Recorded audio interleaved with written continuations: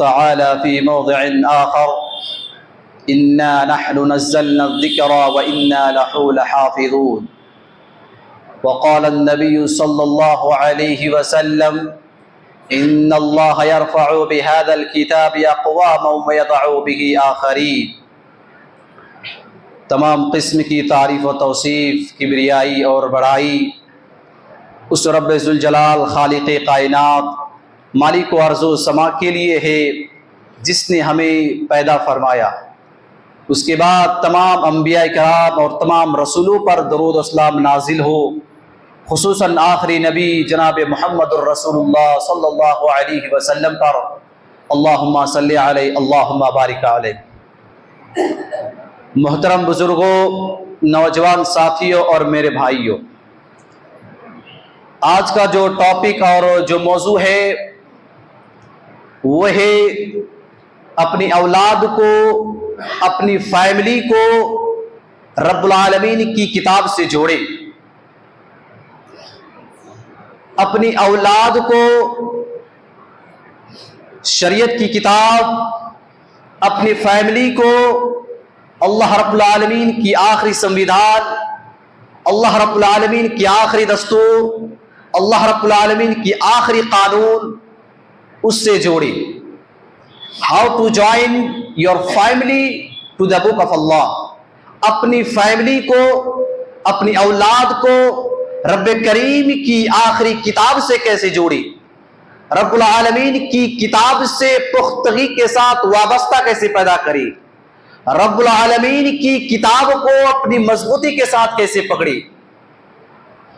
اللہ رب العالمین نے جتنے بھی انبیاء کرام کو مبعوث فرمایا، اللہ رب العالمین نے اپنی امت کے لیے، اللہ رب العالمین نے بہت ساری امتوں کے لیے نبی کریم صلی اللہ علیہ وسلم مختلف انبیاء کرام کو مبعوث فرمایا.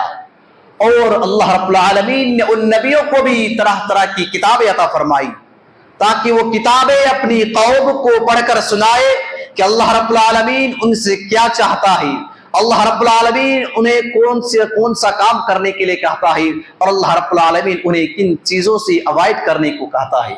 تو ٹھیک اسی طریقے سے اللہ رب العالمین نے جب محمد الرسول اللہ صلی اللہ علیہ وسلم پر قرآن کریم کو نازل فرمایا، اللہ رب العالمین نے اپنی آخری کتاب کو نازل فرمایا. جب اللہ رب العالمین نے یہ کتاب نازل فرمایا تو اللہ رب العالمین نے یہ فرما دیا کہ یہ نبی آخری نبی ہے محمد الرسول اللہ صلی اللہ علیہ وسلم کے بعد، اور کوئی نبی آنے والا نہیں ہے. اور اس نبی کے بعد اس نبی کو جو کتاب دی جا رہی ہے، اس نبی کو جو سنویدھان اور جو کانسٹیٹیوشن دی جا رہی ہے، اس کے بعد رب العالمین کی کوئی سنویدھان، اس کے بعد رب العالمین کی کوئی قانون نہیں آئے گی. رب العالمین کا اللہ سبحانہ و تعالیٰ کی یہ آخری کتاب ہوگی اور یہ آخری سنویدھان ہوگی. اللہ رب العالمین نے محمد الرسول اللہ صلی اللہ علیہ وسلم پر یہ کتاب نازل کر کے یہ فیصلہ کر دیا اور یہ فائنل ڈیسیژن کر دیا، اس کے بعد اللہ رب العالمین کی طرف سے اور کوئی کتاب نازل نہیں ہوگی. تو اس کا مطلب کیا؟ اس کا مطلب یہ ہو سکتا ہے کہ انسانوں کو جتنی بھی ضرورت پڑے، انسانوں کو جتنی بھی چیزوں کی ضرورت پڑے، انسانوں کو جتنی بھی سوالات کا سامنا کرنا پڑے، کیا وہ ان کتاب بھی کیا وہ اس آخری کتاب میں موجود ہے کہ نہیں ہے؟ کہ اللہ رب العالمین نے اس کتاب کو آخری اور فائنل ڈیسیژن کر دیا.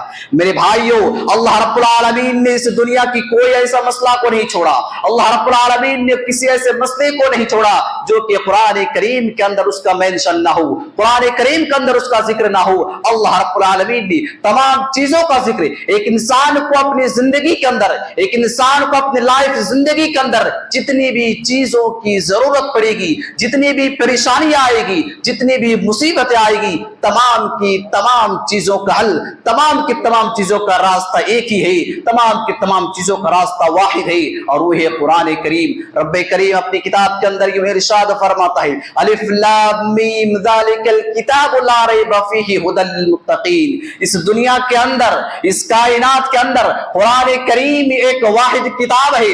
اس کائنات کے اندر قرآن کریم ایک واحد پستک ہے. اس کائنات کے اندر قرآن کریم ایک واحد کتاب ہے جو خود یہ چیلنج کرتا ہے کہ میرے اندر کوئی شک و شبہ نہیں ہے.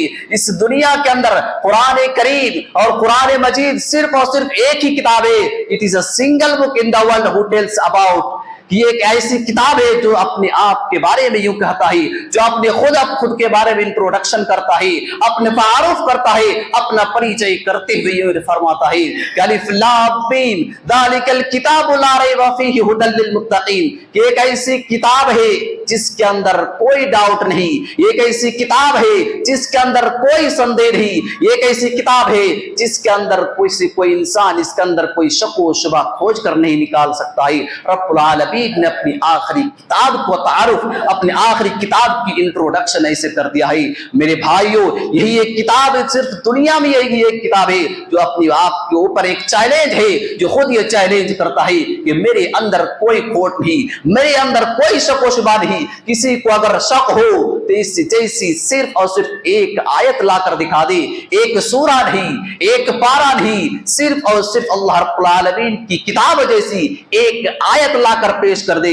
میرے بھائیوں، پوری دنیا نے گھٹنے ٹیک دی نبی کریم صلی اللہ علیہ وسلم پر جو کتاب اتاری گئی، اس جیسی کتاب کی شکل تو دور کی بات، اس جیسی کتاب کے اندر جو 30 پارے ہیں اس کے ایک پارے کے برابر لانے کی بات تو دور، اس کے ایک سورہ کے برابر لانے کی بات تو دور، اس کی ایک آیت کے برابر بھی، اس کی ایک آیت جیسی کوئی دوسری آیت کسی انسان نے بھی آج تک نہیں لا پائے۔ میرے بھائیوں، کفار مشرکین نے بہت زیادہ کوششیں کی تھی، انہوں نے من گھڑت سورے بنا لیے تھے، لیکن ان سوروں کی کوئی معنی، کوئی مطلب نہیں بنتا تھا۔ میرے بھائیوں، اللہ رب العالمین نے اپنی کتاب کو اتنا مقام دیا ہے، اتنی حیثیت دیا ہے۔ آگے چلیے، رب کریم اپنی کتاب کے اندر یوں ارشاد فرماتا ہے، لو انزلنا هذا القرآن على جبل لرأيته خاشعا متصدعا من خشیۃ اللہ، کہ رب ذوالجلال ارشاد فرماتا ہے کہ اگر میں یہ کتاب، اگر میں آخری کتاب محمد الرسول اللہ صلی اللہ علیہ وسلم پر نازل نہ کر کے کسی پہاڑ پر نازل کر دیتا، کسی ماؤنٹین پر نازل کر دیتا، تو تم اس پہاڑ کو دیکھتے کہ وہ پہاڑ رب کی خشیت سے، وہ پہاڑ اللہ سبحانہ و تعالی کی ڈر سے ریزہ ریزہ ہو جاتا۔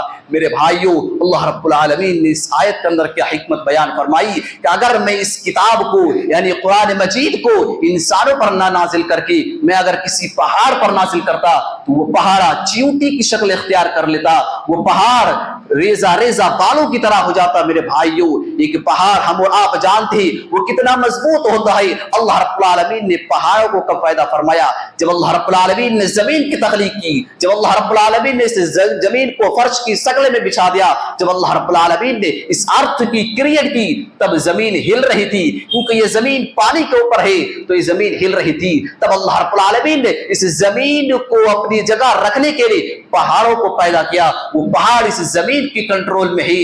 میرے بھائیوں، وہ پہاڑ جب اتنی مضبوط ہے جو کہ زمین کو ہلنے سے بچا کر رکھتا ہے۔